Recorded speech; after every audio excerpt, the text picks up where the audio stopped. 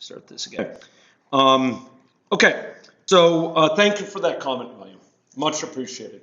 So you see there's a difference in the problem set is trying to bring out this difference between these different methods in terms of what's assumed. Because this does have some assumption of who you're mixing with.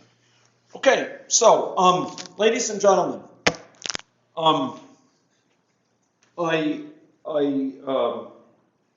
lay in the sick bed last week, felled by a serious case of influenza, and I rued that fact. I really regretted it. I would like to have been before you and talking to you about such issues, including transmission of infection.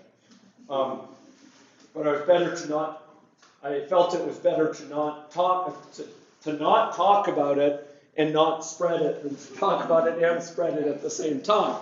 So I hope you'll agree with me. We could have had an interesting experiment on hands, but I think the ethics board would have had an issue with it. Rightly so.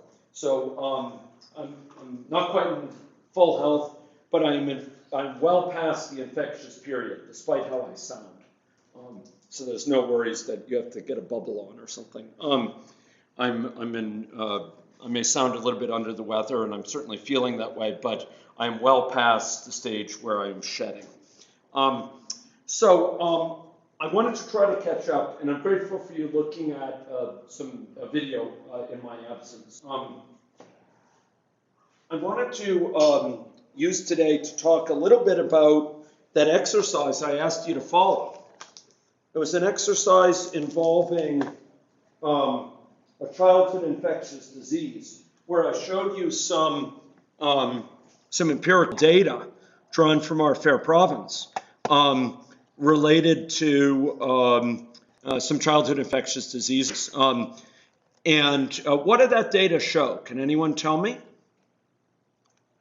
What was in that data? What sort of distinctive patterns were seen in that data? Recurrent outbreaks.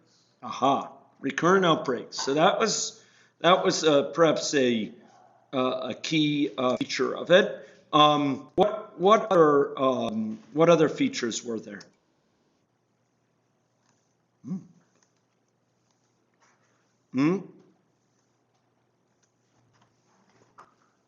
So there was recurrent. Oh no, not this. Oh man. What am I doing? In class. Sorry. Gosh. I am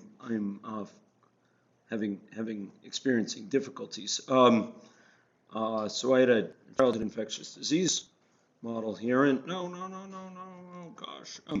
It doesn't stand in front of me here. Perhaps it, there we go, okay, so what other features are there? So there's recurrent outbreaks. Are these outbreaks, first one to Dustin's comment, are these outbreaks periodic, precisely periodic? Are they semi-periodic? Is there some periodicity? Yeah, there is. There's some sort of semi-regular pattern to it. Chicken pox, measles on the bottom, measles and mumps at the top. So there's a semi-periodicity. Are there some stochastics involved? Yeah, there's some variability too. It's not in lockstep. We're not seeing a sine wave directly, right? We're getting some variability.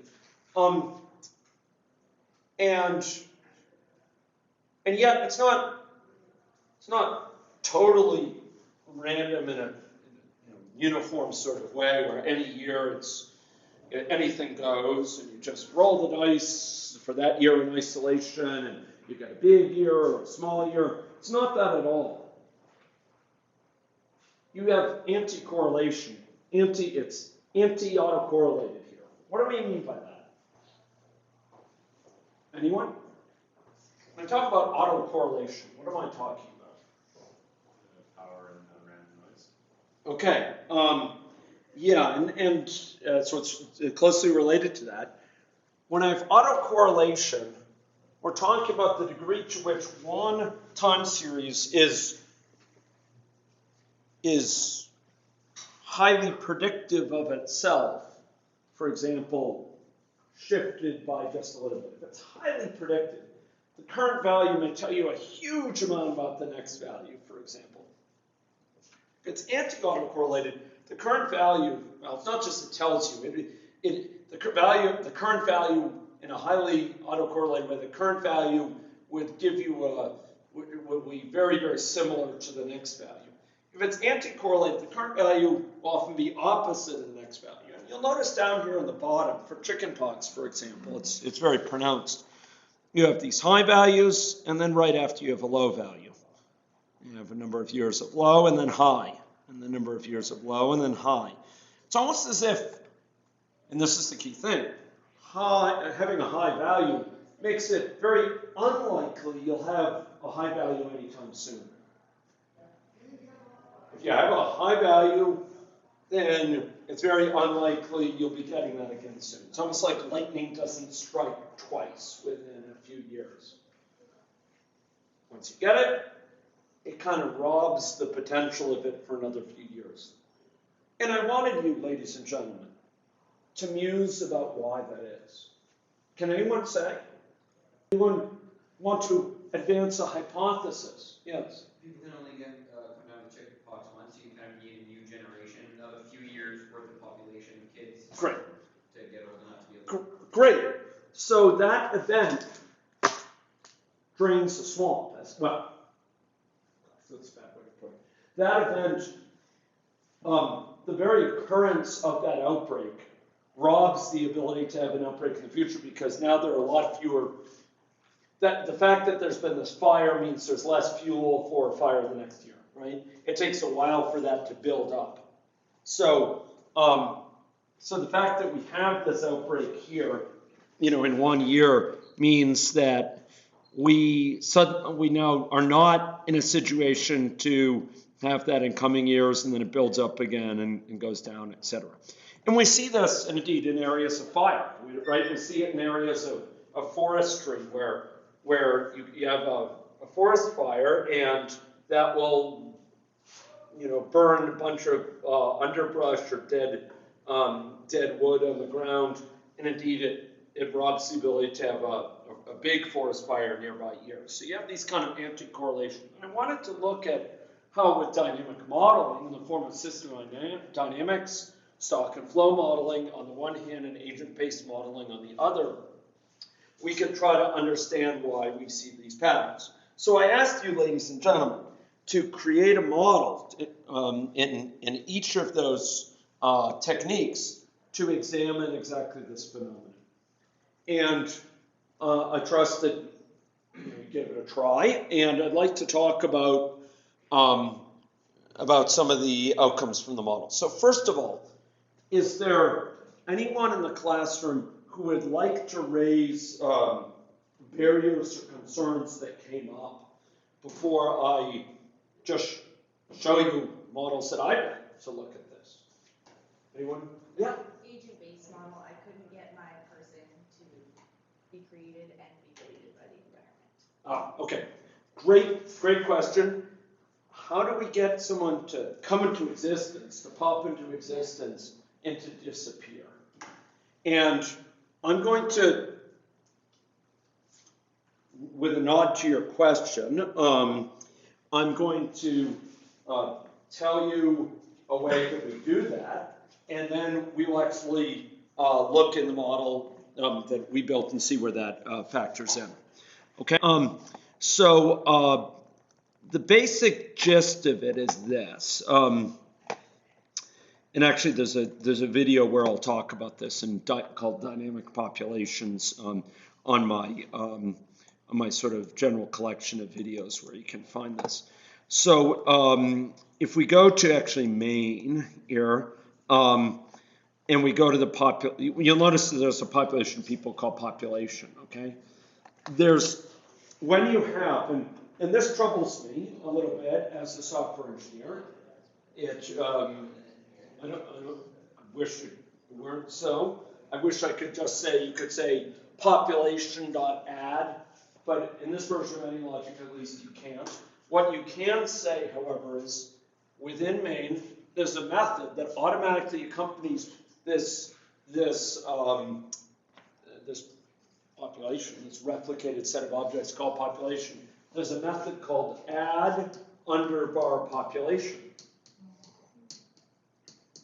An add underbar population can be either invoked with no arguments, and we'll just add a person with default characteristics, or you can actually specify the parameters for that person, because parameters encode assumptions specific to that person. So if you do add population, that will add a person to that population. Okay. We could do that. And so, for example, in a birth event here in my model, there's this call to add population, and perhaps I will set it so when I click on someone, I'll delete them from the population. Where would I go to add something so when I click on somebody, it gets processed?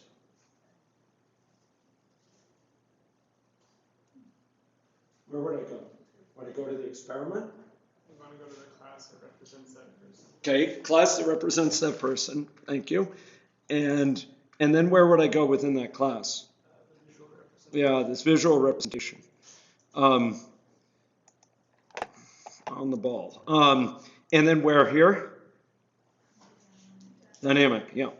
You may wonder why I emphasize these things, because I try to get you to avoid needing to waste time to find a lot of these things. It's nice to be able to emphasize this. And there's one called here onClick, right?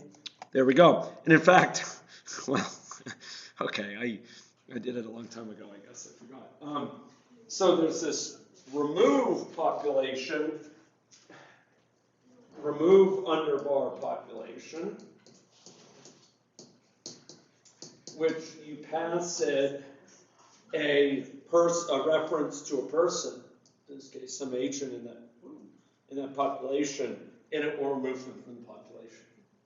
Okay, so that's how we add on the one hand, and that's how we delete on the other. Does that make sense? Yeah. Other questions, barriers, challenges that came up? Okay, so let's take a look at the implications of these models. So let me show you a stock and flow model. Here we go. So here's a stock and flow model which was made for this, and it ain't particularly pretty.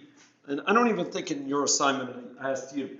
Did I ask you to put in vaccination? I don't think so. So you can kind of ignore that part of it. But we have susceptibles. Oh gosh, that's misspelled, sorry. Susceptibles, infectives, and recovereds, and we have the kind of normal canonical sort of representations of these. But you'll notice that I represent turnover. If our focus is on children in a certain age group, we're going to have turnover exit induced by aging. They're going to age out of that age category. And ladies and gentlemen, what sort of constructs will we use to capture that aging out of that age category? Well, represented using it has 3 words in it. First word starts with F. Second word starts with O. Third. Oh, almost. That's I wasn't even paying attention. Close. Good call. Force, or no, not force. First order delay. Yeah, it's a first order delay. So that's the easy way to represent it. It's a rough way. So we have some annual birth rate, and this is set. So to avoid kind of distracting us with a population that's growing or a population that's shrinking, I want it to be that the birth rate equals the death rate. So I have some annual birth rate, And then I want to calculate the whole model, though, on the basis of days, because I suppose I want to have it in terms of days for ease. I have an annual birth rate. I find it easier to think about birth rates on an annual basis. In this case, we're treating the birth rate into here as being 20% of the entire population per year. I find that somewhat objectionable because it's hiding a fact. So I would say years in age group, and annual birth rate should really be what compared to years in age group. So if they spend 5 years in this age group, what fraction of the people leave per year?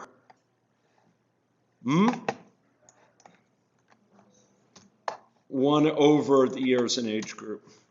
Why is that? Well, think about it. If there's 5 years in this age group, every year, the oldest 1/5 of the kids go on to the next oldest age group. Does that make sense? So if we're dealing with ages 0 through just before 5, kids whose integer years are 0 through 4, the oldest, very oldest group, about 1/5 of the entire population per year is going to go on to ages 5 through 9. Does that make sense? It's about 1/5, right? If this were only representing kids in the first 2 years of life, each year, what fraction would go on to the next oldest age group? Yeah, 50%. So if there's, if we're trying to represent 10 years in this model, if this were 10, the annual birth rate, I should say annual, really it should be, turnover rate, I'll call it, turnover rate, okay, will be 1 over that. So that's going to be 1 over that, and that's going to yield implications for the incoming births and for the exit rate.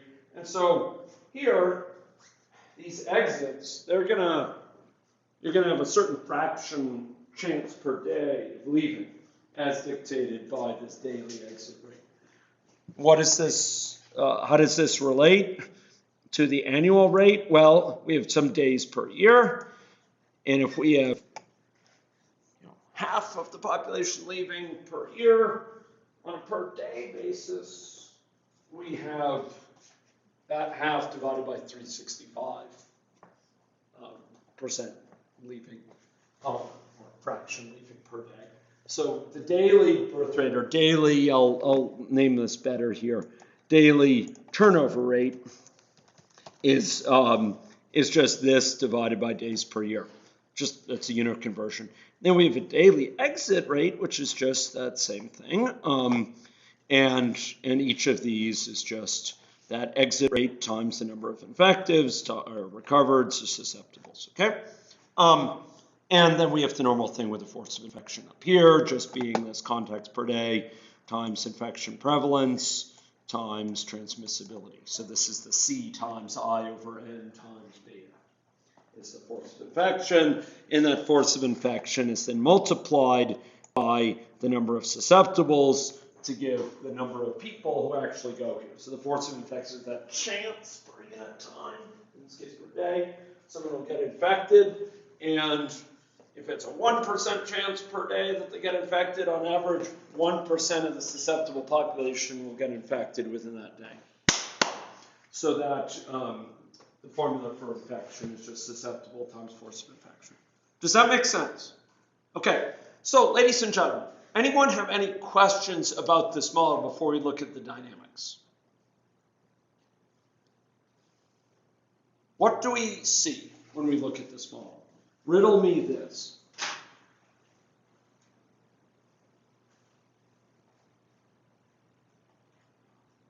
What do we see? Do we see an infection that a bell-shaped infection curve that rises and falls and stays low? Do we see a curve that goes up and stays high? What do we see? We have people coming in, we have people leaving, it's a good population. What do we see? A fall and then a rise. In the A non-monotonic situation, okay? Okay? So the model exhibits non-monotonicity with respect to infection prevalence. Okay, we see something like this, ladies and gentlemen. Let me go knock some of these out because these are old. Okay. So we see something like that. You'll notice I'm running it in a rather angular sort of way. Oh, no, actually, it's not angular. I think it was a large time step, but it's not. So, could anyone explain to me what's going on here? Give me a narrative. infected people rise because number of infected people is rising. Okay, so there's this initial increase in the number of infections, to a, and then there's a rapid fall, and we've explained that before, right? It rises up very quickly because there's lots of susceptibles, and then at some point it maxes out because it's becoming harder and harder for a given infective to infect the susceptible around them. They're surrounded by more and more people they can't infect. And then it accelerates downwards because, for two reasons. There's even fewer susceptibles to infect over time, and there's fewer infectives to infect them. And so the number of new infections is declining quickly, and there's lots of recoveries. And so it just accelerates downwards. And then it's almost as if it disappears. There's a period of quiescence, folks. We see this exhibiting a sort of punctuated equilibrium. And for a long time, it's almost as if it's disappeared. But then what happens? Okay. And then it appears. You have enough new births or new susceptibles. So very nice. The finger was pointed to the number of susceptibles. So there's this long period of quiescence, and what's happened is all during that period, for a long time, the number of infectives has declined, while the number of susceptibles has been rising.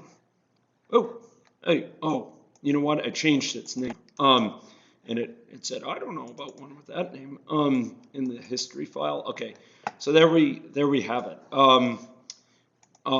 So here's this infection prevalence, and if I were to roughly overlay them, something like this. This is very rough in terms of its.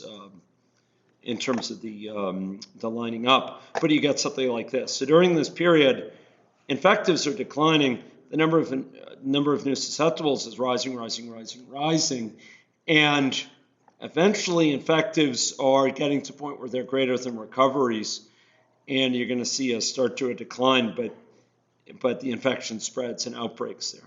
But ladies and gentlemen, these are getting smaller and smaller over time. Why is that? What's going on here?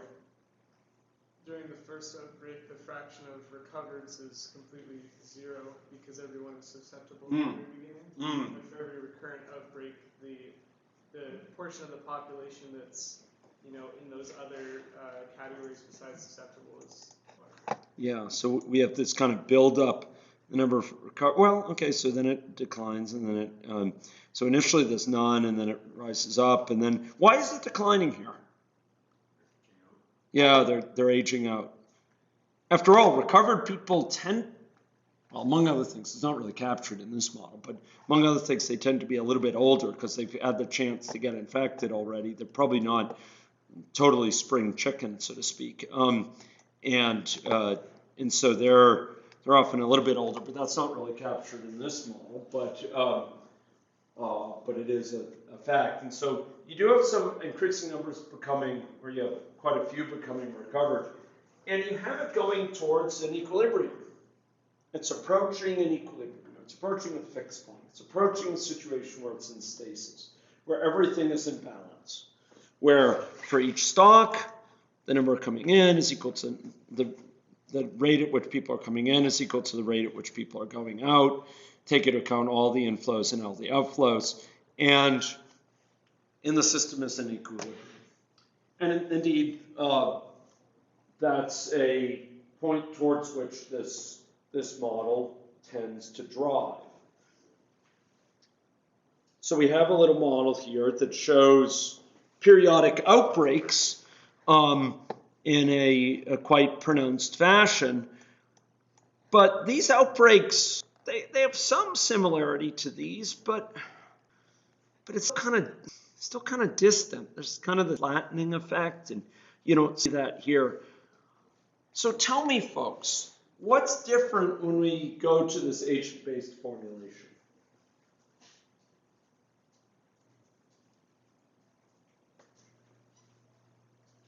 What's different? The network is much more structured. Mm. So the paths between people within that structure can be, I mean, the infection can spread in certain places among the population and lead to big outbreaks. Bingo! Man. Good job. Yes, that's exactly it. In fact, this is perhaps the most one of the most refined points that comes out of it, and I'm very impressed that it was picked up like that. Good job, Dustin. So what we have is a situation where we have a situation of mixing, but there's a topology, there's a structure to it. And we get the infection to spread across the network, but it's not just the average number of people across the network that are recovered or non-susceptible that matters. It matters where it has been. And what you see here is over time, so we have this renewal process in the network, and we'll see how we built this up. But over time, you have people coming in and you have people leaving here. And guess who's coming in as green ones? Okay, and what sort of susceptibles are those? What sort of cherubic beings are those? Birds. Those are birds. Thank you. So these are, if they look like balls, they're bouncing baby balls that are coming in here, and those balls are representing these new births that have occurred. They have older siblings here, older individuals who are in here who age out eventually, and eventually they age out themselves. But you'll notice that there's a very particular pattern here. Much of the underlying network was formed by these people who are now recovered, and so there are these bridges between areas that are essentially blocked by recoveries. The infection can't go, as much as one might think, oh, there's a bunch of susceptibles here, and there's these ones here, and these ones over here. It can't get from there to there. You can't get from here to there because it's blocked by these recovered individuals. It's not until you build up, ladies and gentlemen, enough of these. I'm obviously not running this at nearly its fastest because I want to illustrate this point. It's really that you have to build up over time this network so that it's dense enough among susceptibles that the infection can propagate.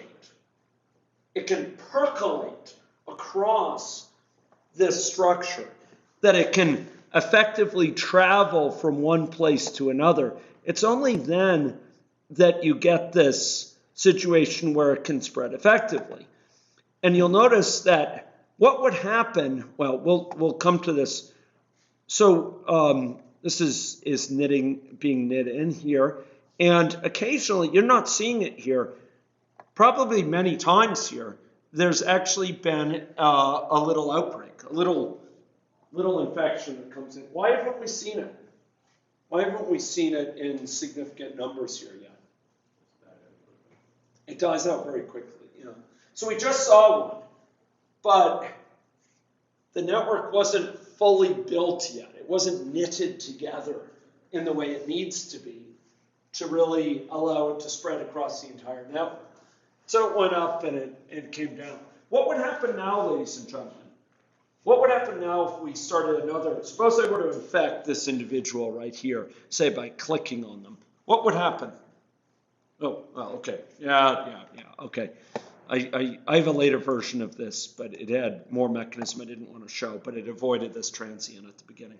Okay, now you actually see a more representative transient where it's more in flux. So older individuals are disappearing, younger individuals are coming in here, and you're getting this sort of population turnover. And what you see over here is big outbreaks, and then periods of low bed. Oh, you just had another outbreak. Why didn't it affect everyone?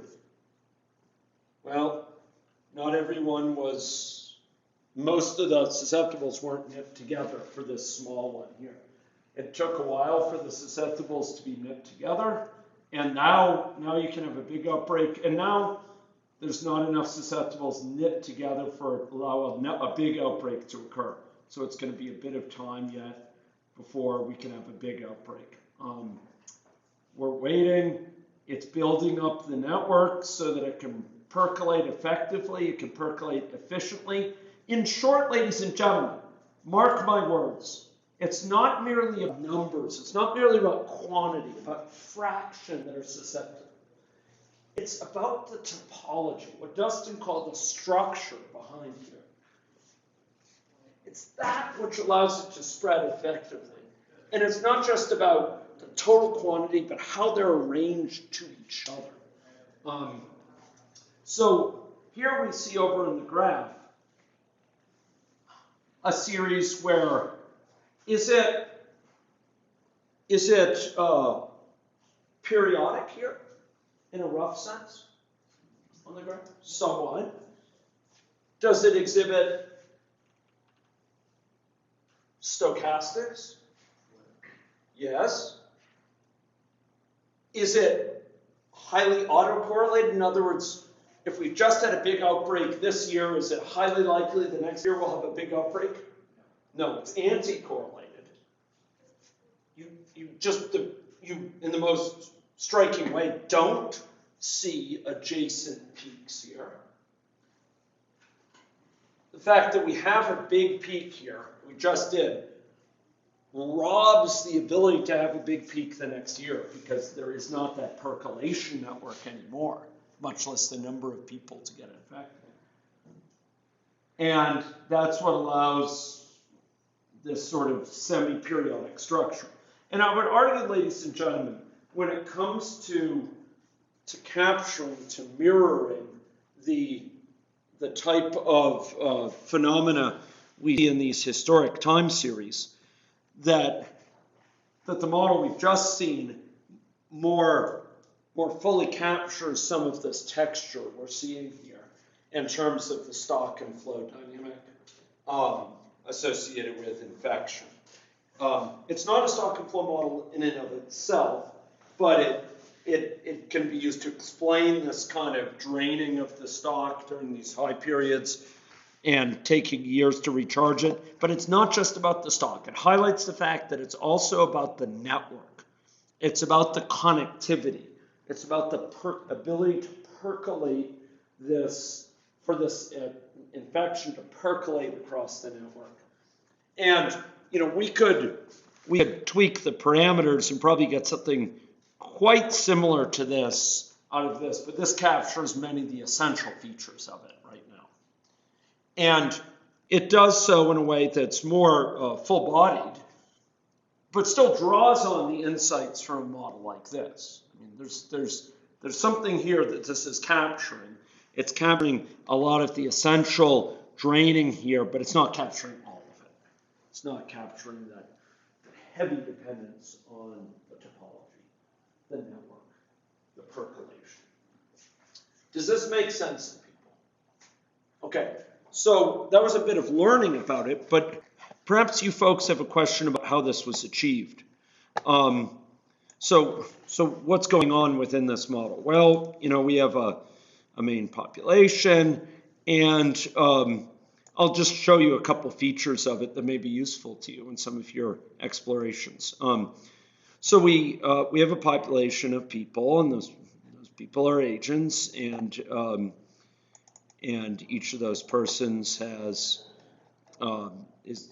characteristics described by a state chart, and there's two state charts, in fact, one dictating their development of infection and so on, and one associated with their aging.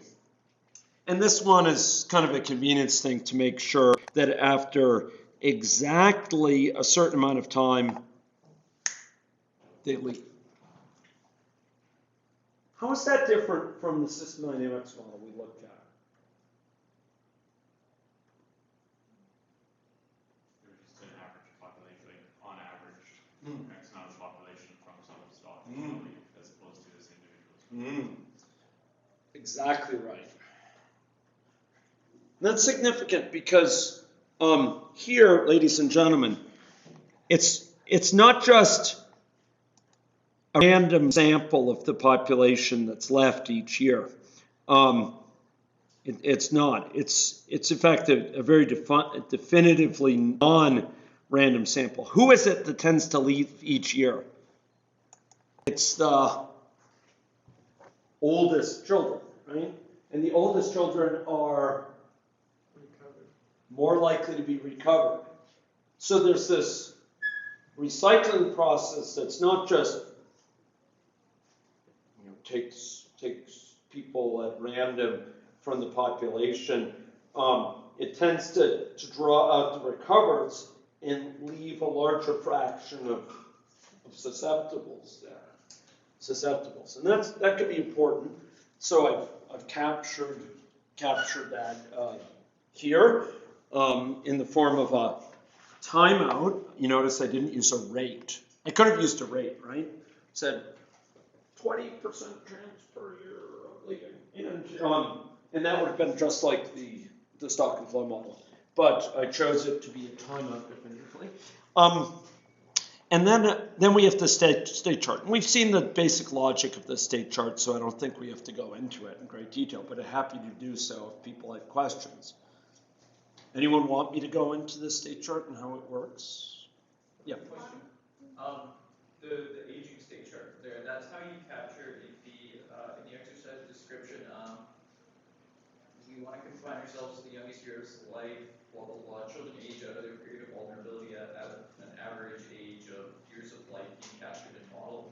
So that's, the time, that's the length of time that they're in the model. That's right. And that's exactly what this is.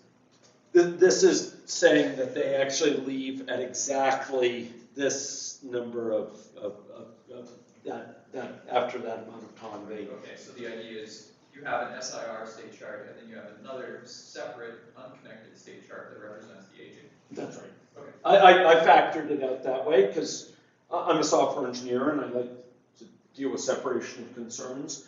This one has to do with whether people are not belong in the model or not anymore, and this has to do with their likelihood of getting sick. So I thought it would be nice to separate them out rather than just fold them into a single state chart. Yeah. Another question: why are there two arrows from susceptible to infected?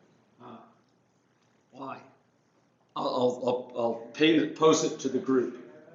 Allow him to serve as the muse for you all. Using it, we wanted on click something probably. That's. Okay, so a fine stab at it. In terms, I actually don't need to do that to handle. Actually, okay. There are cases where I might do that with onClick. If normally my being in contact with somebody only conferred a certain chance of infection, but when I click on them, I definitely want them to get infected, then I might put in another thing like that. So you're getting close. Anyone else? There are two mechanisms by which they can go from susceptible. Yeah. Okay. So this is basically it. So one is they have a message here, and then And then one is there's some exogenous infection transition. Okay, why do I have an exogenous infection? This may seem like Deus ex machina. Why is there infection coming in from outside? Well, you only had, by message delivery, from within the system, and as soon as there's zero infectives, then that's the end. Just outside. And we know, from reality, I mean, the fact is, when we have a decent sized population, there's any significant mixing going on. The fact is, people do get visited by relatives who bring the bug or what have you, and there are these exogenous factors that are outside the scope of the model that could infect someone. And one way I could have represented that, which would have been perfectly legitimate, would have been, I could have had an event going off periodically which would pick some unlucky child and send them a message saying, like, you've been exposed. Or in this case, they just did it. Each susceptible is a certain chance per unit time of bumping into someone who, in fact, is infected with a very small likelihood. Does that make sense? Okay, other questions about this? I do want to show you one thing that you folks may want to use in your hand-ins and so on, if you haven't already. So in this population, there's associated with it statistics. Each of these replicated active objects, populations, can have associated with it custom name statistics.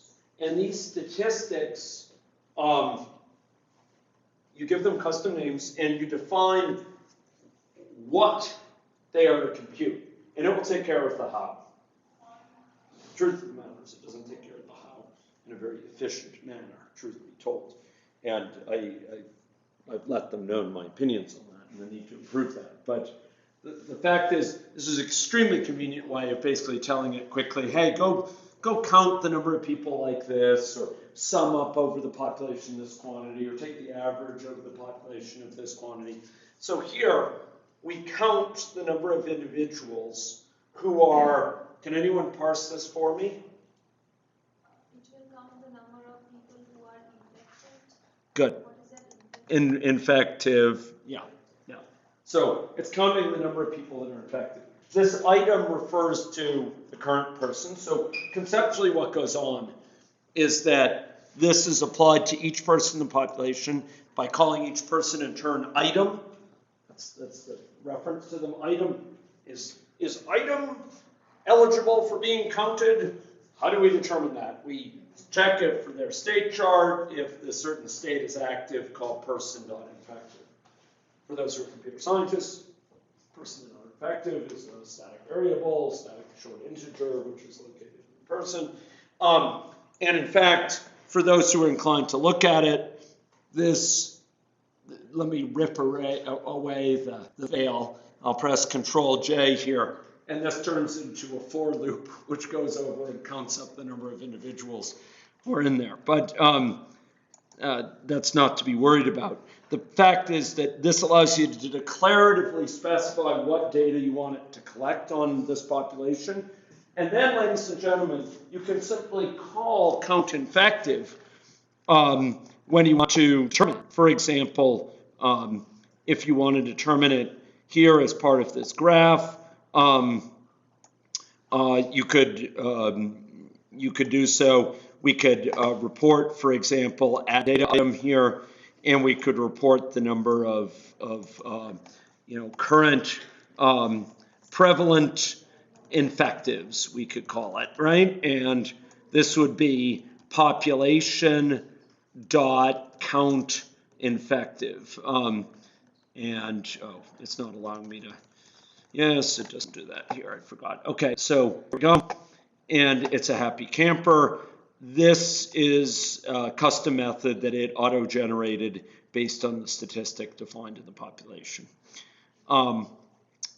One other virtue of these statistics is that when you run with them, You can use them for interactive information gathering on what's going on. So somewhere in here is the population. If we click it, you notice it's automatically computing each of the statistics in there.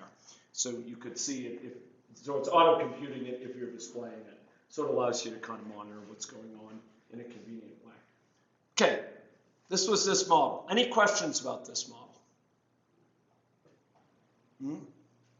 Okay, so I tried to use this model, ladies and gentlemen, to motivate reflection on the fact that when it comes to certain phenomena, percolation effects, the topology, the connectivity is as important as just the quantities of individuals of different states. Normally we think of stocks and flows, we think about quantities, and those indeed are very, very important. This is not to minimize that. But the underlying structure of connectivity also has a remarkable bearing in shaping certain phenomena. And one of them is what we've just seen, the spread of infection over a network.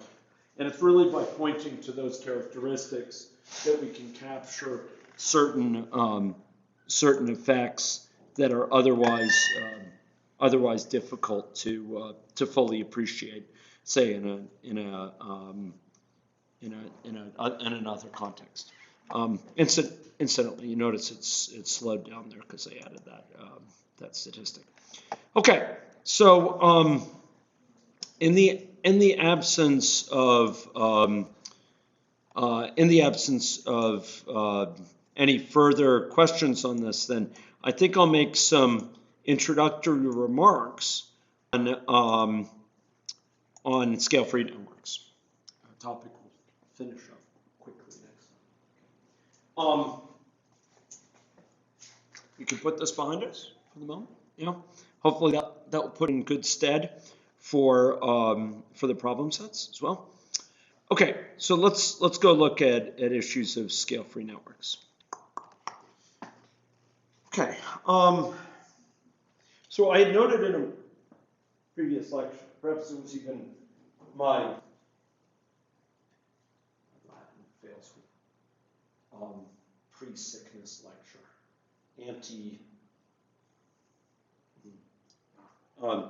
fortunately it was not anti-mortem lecture. I felt that way sometimes.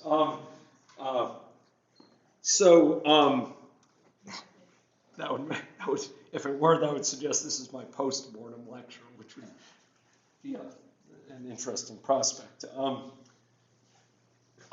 So I talked about pronounced heterogeneity that's exhibited in some systems. And, variety is of interest, not just as it's of interest for many reasons. We're concerned about uneven effects of policies on different subsets of the population. We don't want policies that favor one subset more than another. There may be certain groups in the population that are particularly disadvantaged that we want to try to address or remediate inequities associated with that and disparities of health. But another big reason we focus on this, because it has profound impact on the dynamics that affects everyone. And I used the analogy in that lecture of the tail wagging the dog. We get a situation where a small subset of the population, perhaps those with large amounts of heterogeneity when it comes to sexual contact rates, can allow qualitative differences in the experiences of other people in the population because certain infections survive in the population that otherwise wouldn't have. And they may survive at levels that would be quite impossible without these very small numbers of individuals with lots and lots of contacts. Okay. This is another graph from showing the same phenomenon of heterogeneity, but showing it in a plot that we term a what? What do we term a plot like this shown, where we have sort of 1, 10, 100, 1,000 on the x-axis and progressively larger powers of 10 on the y-axis? We call it a what plot. a log-log plot. And here, we know that in this phenomenon, and this is really interesting factor, as well as many other phenomena involving both people and non-human actors, for example, websites and website connectivity, we see this kind of characteristic hallmark of what we call power law scaling. We see a situation where we have on this log-log plot, we have essentially a linear feature showing a situation where we have profound heterogeneity. We have a small segment of the population with very, very large rates, but most people with very, very small rates, in this case of contacts. And again, this is a phenomenon we see in many cases. We talk about it having a heavy tail to the right. In other words, there's some values way out there to the right that are very, very small in number, but very large in their import. Okay, and I argued that this was important in infection transmission context because those individuals with a large number of partners are simultaneously more likely to get infected and more likely to be able to pass that infection on to a large number of other peoples. So they're more sensitive sentinels. They'll pick it up sooner and disseminate it faster and to a much larger number of people. And they have very significant effects in both those capacities. Okay. Now, it's a question of the degree to which we can capture these effects within a classic stock and flow model with heterogeneity. And people have actually done some great work along these lines, and you can do amazing things by being creative about it. So you'll recall these basic equations, and I apologize for the somewhat different notation. I would have used SI and R here, but you'll recognize the lion by its claw. So we have Y. Anyone want to guess what Y are here? Give you a hint. There's no minus sign up front. So Y are infectives. N is the, want to hazard a guess? Yeah, total size of the population. And X is the susceptibles, good. And what's this minus Y over D term? That's the recovery from infection term. You would have, yeah, so, you would have think you saw this equation before, and you have just with different names, right? So we have this, key term here, and we could actually try to systematically incorporate heterogeneity here. So we could break the population up into the groups according to their rate of contact. We could stratify the model. So we have some people with more contacts, some people with fewer. Just as we could take a model like this and divide it into males and females, we could have, a model like this that's divided into high contact rate people and low contact rate people, right? Or we could do it into 3 categories or 10 categories, right? So we could divide up X into various categories according to the rates, to their frequency of contact, and same thing with Y's. And, the first attempt would be something like this. Okay, if you consider the number of people, Y sub I, people in this certain group, their likelihood of getting infected per unit time is going to be some I. What's this I? Where'd this I come from? Is it replacing C? It is replacing C, and why is it replacing C? It's the I, remember, we're stratifying by categories. So Y sub I represents people with that many contacts per unit time. I should have made that clear. So this might be people with 0 contacts, or 1 contact, or 2 contacts, or 3 contacts. So for those particular people, by definition, I is the number of contacts per unit time, so it replaces C. And then they have contact with everyone else, and total up the number of infectives over the entire population, and divided by n, and that's the fraction of the entire population that's infective, and then multiply it times beta, and that will give us our force of infection, all of which gets multiplied by an x sub I. So we can do that, but... in regards to that sum up there. Yes. Should it exclude yi? Because, am I thinking about it correctly? Yi is the kind of ith person in this set? No, they're not a person, they're a category. They're a group of people with certain characteristics. So they might be people with, who have 0 contacts per unit time. And so when we consider how many new people of that are getting infected, these are the number of susceptibles of that sort, and they're mixing with others of their group who are already affected. Okay, so the group does interact. And often there's actually a pronounced mixing matrix, which is highly diagonal, band diagonal. They're more likely to mix with people of their own group, their own kind, their own ones who are similar to them. And so there's often, it's actually more likely to mix with someone else, more likely to get infected with lots of their own group have those characteristics. Okay, that's not always the case, but okay. But what's the problem here? What's the problem? What's missing here? So we have this I, that's great.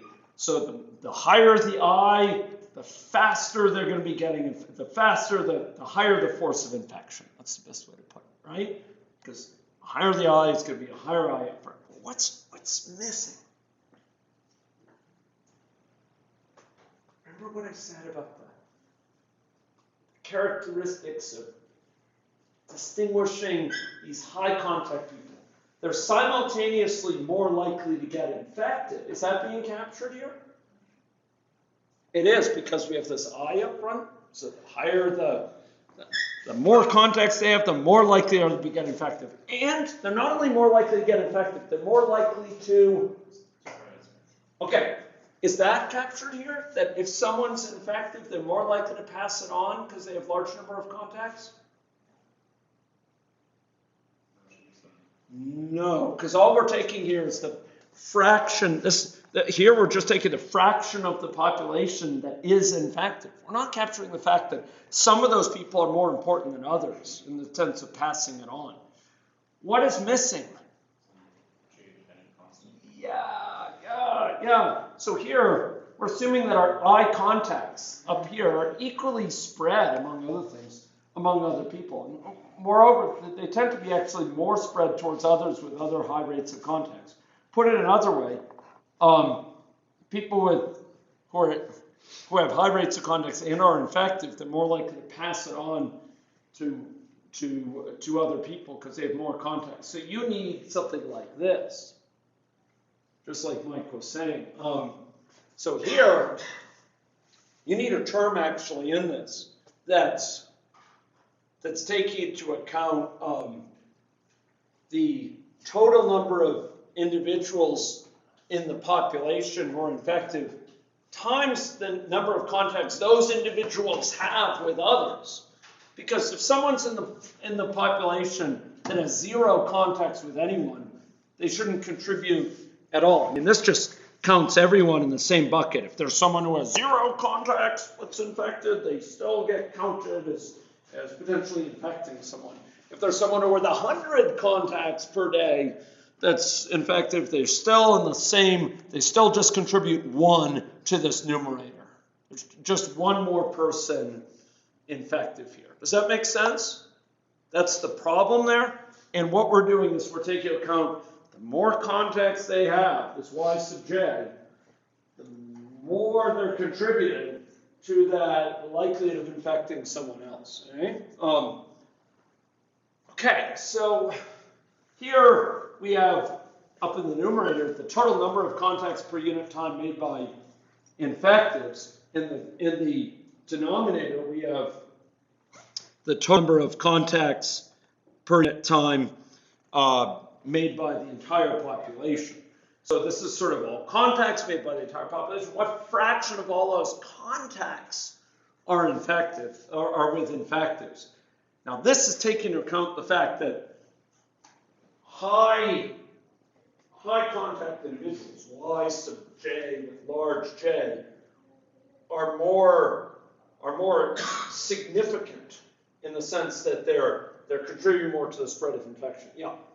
Just a quick sort of semantic question here. So using J as a subtext, Yeah. As well as the index on summation, actually holds a different value than J as the variable that's being multiplied, because otherwise we're just summing from 1 to infinity times the Y over n, right? Like you aren't actually multiplying n by 1 and then by 2 and then by 3 and then by 4 necessarily every single time, are you? Or is J actually like a different variable depending on what it is? So for the numerator, you're saying? Numerator or denominator. Okay, so let's take the numerator. So what we're doing is, so we're summing up here, say for j equals 1, it'll be 1 times y sub 1, and we're adding that to 2 times y sub 2. So you are treating it as And yeah, it's the value we're iterating over here. so then you're just having a sum from 1 to infinity. But y sub j could have some zero population in it at some like j equals 10. Yeah, at j equals 10 and above, it could be 0. Okay. And then, and I'd expect that. I mean, at some point, it's going to plateau out. And this is going to be over the entire population, how many people, how many contacts are there in the entire population, and this is in the numerator. So here, essentially, this fraction indicates the fraction of all contacts in the population, not just people.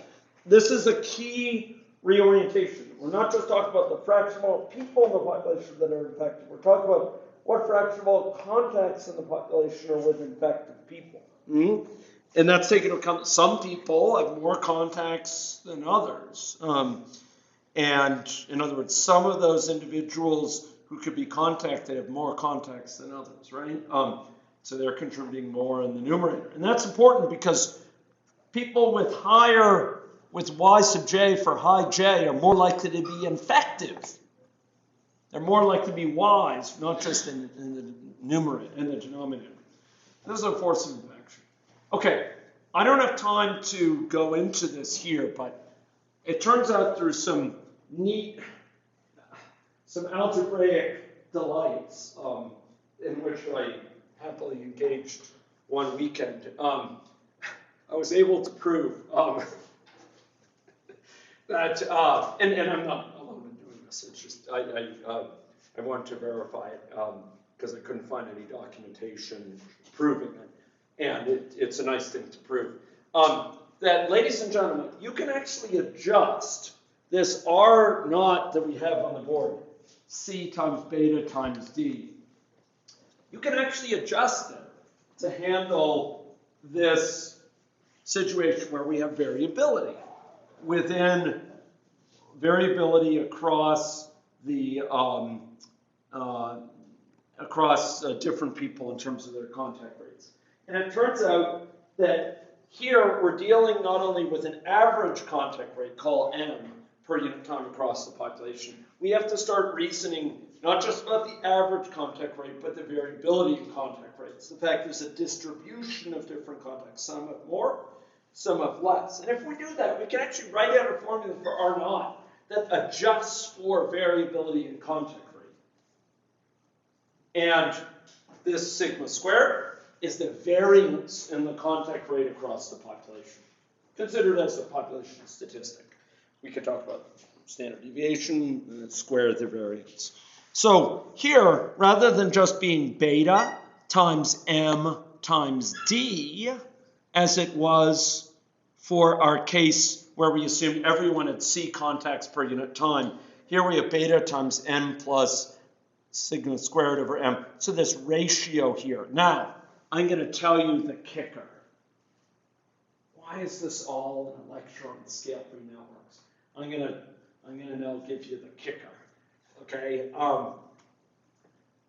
This is the adjustment. The problem is, ladies and gentlemen, that for a scale-free network, the properties that we see, this sort of log linear distribution, linear distribution on a log plot, guess what, folks? The variance is so large that in theory it doesn't even exist. It just blows up totally. That tail at the end of the dot, that small number of people with large number of contexts, they blow the variance up so much that essentially this term cannot be computed with a truly scale-free, huge population, infinite population in the extreme. The point is that they can make this arbitrarily large if you have a large enough population in a truly scale-free sort of situation. So essentially in a scale-free network, you can get survival of the infection, R naught greater than 1, the ability of the infection to stay rooted in that population. Even if your average number of contacts per unit time is small, m, because the variance is so large, the variance essentially goes to infinity. And that allows R naught to go towards infinity. Even with a very small average, even if the average person is very small, it's those hubs that matter. It's those individuals with a large number of contexts that just totally dominate. And we'll be seeing a little bit about why that is next time. But suffice it to say, we'll see some of the characteristics of this distribution and get a glimpse about why it's called scale-free. Okay? This is a distribution that's popping up in case after case after case. You can go search online. You probably find hundreds of papers that document scale-free networks in all sorts of areas of human activity and aspects of the physical world. Talk about why that is, what sort of processes generate them next time before moving on to this topic. Okay? So that's all for today. Assignment 3 is out. And I know some teams wanted to meet with me and talk after class if you got to do so. Thank you very much.